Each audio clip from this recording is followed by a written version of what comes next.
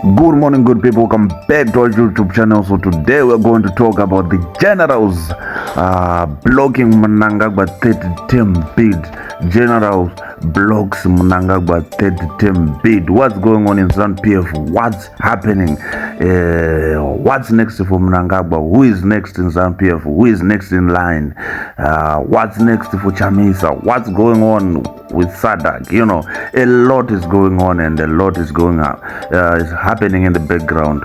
So without wasting much of your time, let's jump into the video. Zimbabwean Vice President Constantino Chiwenga and the military post-election political strategy blocked President Emmerson Mnangagwa's third term ambitions.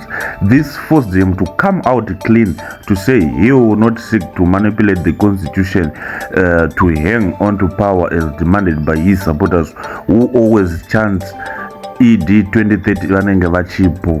So Mnangagwa sidelined the army during last year's general elections and used the State Security Service, Central Intelligence Organization CIO run Forever Associates Zimbabwe FAZ to win the polls, fearing internal sabotage. However, military commanders always said behind the scenes after the elections Mnangagwa and FAZ would be stopped on their tracks. Now his CIO-driven project has come unstuck and ground to screeching out as the army begs Chiwenga to take over. Chiwenga recently influenced the key military appointments, including that of his close ally Lieutenant General Sianyatwe as Zimbabwe National Army Commander. Mnangagwa had in 2019 removed Sinyatwe and posted him to Tanzania as ambassador amid purges of the military in the aftermath of the 2017 coup, which first brought him to power. Although Chiwenga showed his clear intentions to become the next Zimbabwean president during his high-profile wedding to Mnangagwa Valoyi last December, more than any other time before, Mnangagwa did not give up his push for a third term. He did it while leaving room for political placid deniability. Clearly, he has been giving mixed signals about it. Until recently, Mnangagwa tried to use ZANU-PF youth to push for a third term, saying he will still be there in 2030. The same approach they used in 2018 for him to seek re-election in 2023. This campaign for a third term was open and Mnangagwa did not distance himself from it until when it became clear that it would be political ill-fated to do so. Having tested the waters and found them dangerously deep, Mnangagwa is now beating hast retreat while posturing a sticker for the constitutional and rule of law. Yes, his re-election was riddled with unconstitutional issues and illegalities, which Chiwenga on the political ascendance begged by the army. Mnangagwa says he does not have intentions of running for a third term. That's what Mnangagwa said. He said that there is no iota of evidence where the ruling ZANU-PF is pushed for something that violates the constitution. Mnangagwa said Zimbabwe is a constitutional democracy that abides by the dictates of the law. In an exclusive question and answer interview with the Brick by Brick magazine editors Mnyaradzi Wuni and before, Mnangagwa denied the third term ambitions. He said, "Well, I'm very happy that Zimbabweans are very imaginative." He said, "They can imagine about anything, which shows there is democracy in the country. You see, but we in ZANU-PF are very democratic and we obey the constitution. There is not an iota of evidence where ZANU-PF or I as president has ever expressed the violation of our constitution.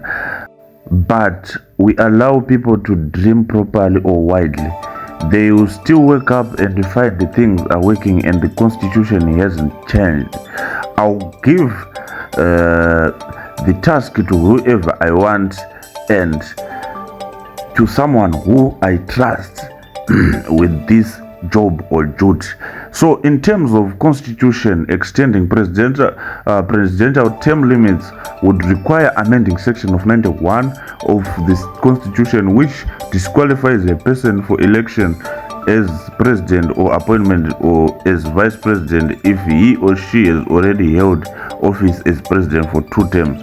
Whether constitution or whether continuous or not, and for the purpose of the subsection 3 or more years service is deemed to be a full term.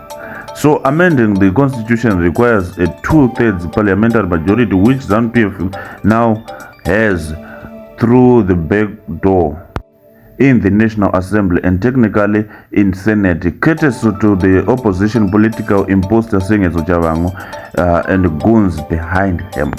However, section 328(7) it bars an incumbent from benefiting from such a constitutional change.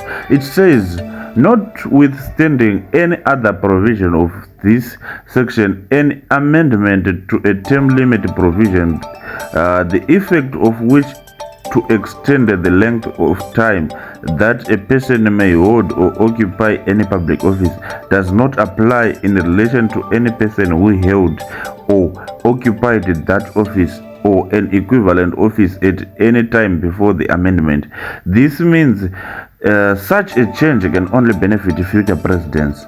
If Chamisa becomes the president, he is the one who is going to have 3 terms, not Mnangagwa. So besides section 328 can only be amended through a referendum as set out under section 328(9) of the Constitution. So previously Mnangagwa ZTN Prime previously Mnangagwa on ZTN Prime last year's elections, he said, "I'm going for a second term and this is my last term."